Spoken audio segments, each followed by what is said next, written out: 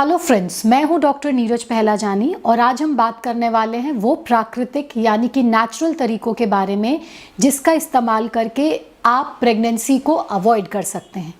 ये वो तरीके होते हैं जिसमें किसी भी दवा, कोई भी डिवाइस का इस्तेमाल किए बिना किसी खर्च के या बहुत ही मामूली खर्चे के आप गर्भवती ना हो, प्रेग्नेंट ना हो, इस तरीके से आप इसका इस्तेमाल कर सकते हैं।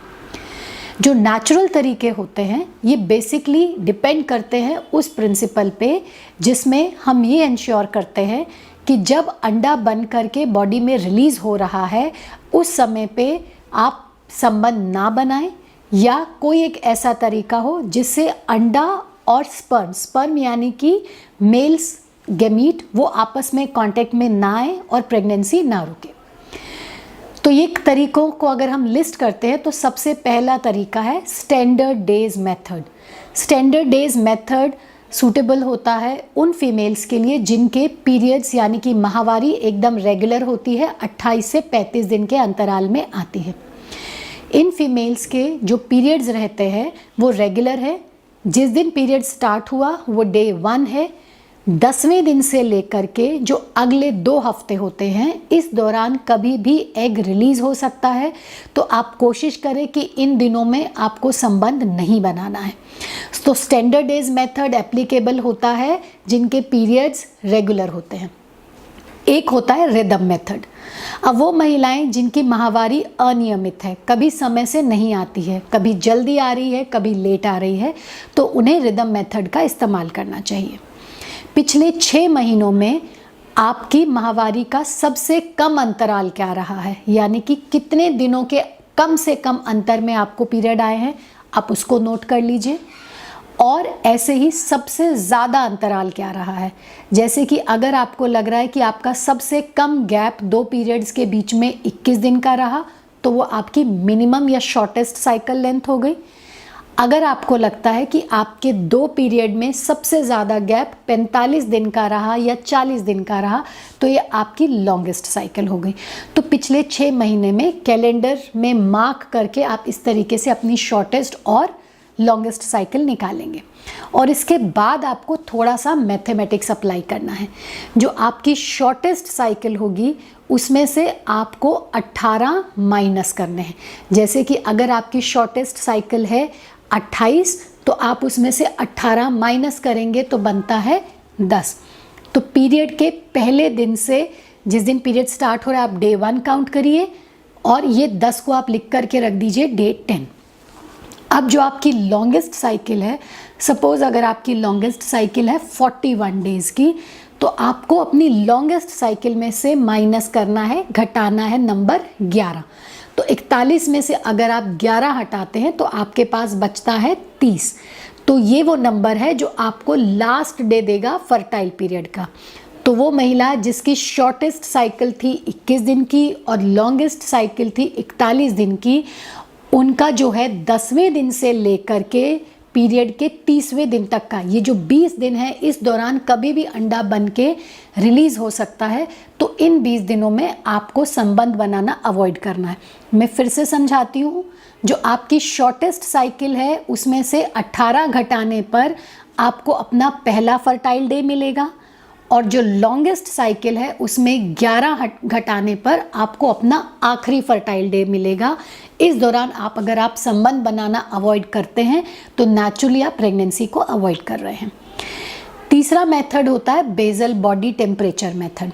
हमने पहले भी बताया, जब ओव्यूलेशन का समय रहता है, ओव्यूलेशन होने वाला रहता है, तो हमारी जो बॉडी का टेम्परेचर होता है वो 1 डिग्री फ़ारेनहाइट बढ़ जाता है। तो अगर आप बेसल बॉडी थर्मामीटर मार्केट से ख़रीदते हैं और डेली किसी एक फिक्स्ड समय पे आप अपनी बॉडी का टेम्परेचर मापते हैं तो आप ये जानेंगे कि जब अंडा बनने का समय नज़दीक आ रहा होता है, रिलीज़ होने का समय नज़दीक आ रहा होता है, तो आपका टेम्परेचर बढ़ जाता है। तो उस समय पे आपको रिलेशनशिप नहीं रखना है।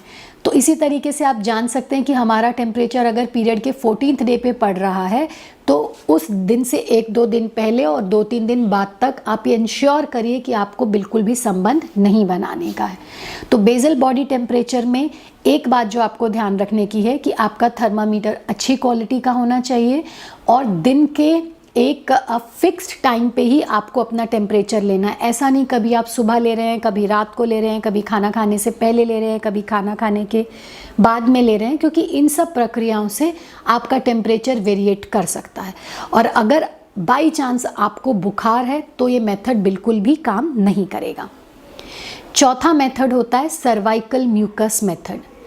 हमने बताया था आपने पहले भी कि जब अंडा रिलीज़ होता है हमारी बॉडी में हार्मोनल चेंजेस होते हैं और बच्चेदानी के मुंह पे जो सिक्रीशंस होती हैं उसमें इस तरीके का बदलाव आता है कि स्पर्म की जर्नी टुवर्ड्स एग्स, यानी कि स्पर्म बच्चेदानी में एंटर कर पाए, वो जर्नी स्मूथ हो जाए, वो यात्रा एकदम आसान हो जाए।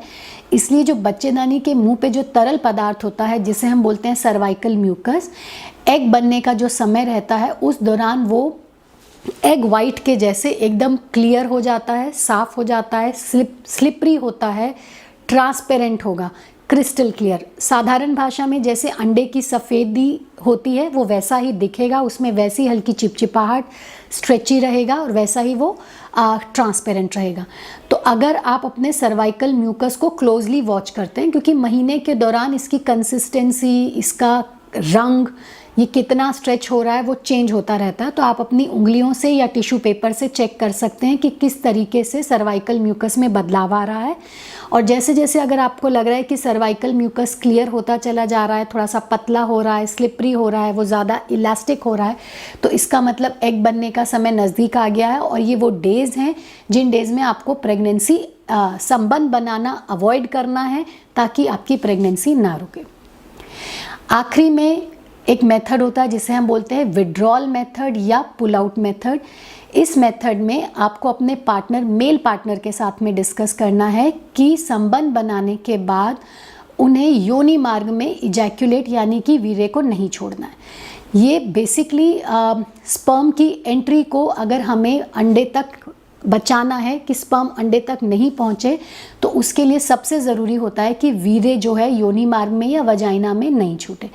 तो इजैक्यूलेशन से जस्ट पहले आपके पार्टनर को पुल आउट करना है, विड्रॉ करना है, ताकि सीमन जो है वो वजाइना में डिपॉजिट नहीं हो पाए और जो स्पर्म है वो अंडे तक नहीं पहुंच पाए।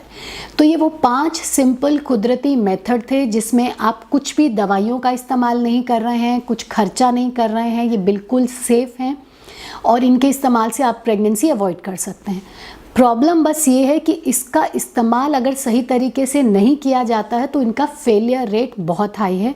तो आपको बड़ी समझदारी से, बहुत स्मार्टली अगर सही तरीके से इसका इस्तेमाल करेंगे तभी ये नेचुरल वेज जो हैं इफ़ेक्टिव होंगे।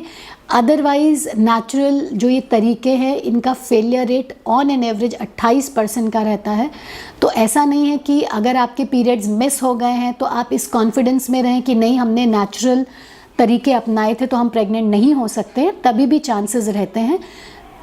अगर आप तरीके से करेंगे तो चांसेस कम है, अगर आप तरीके से नहीं करेंगे तो चांसेस ज़्यादा रहते हैं।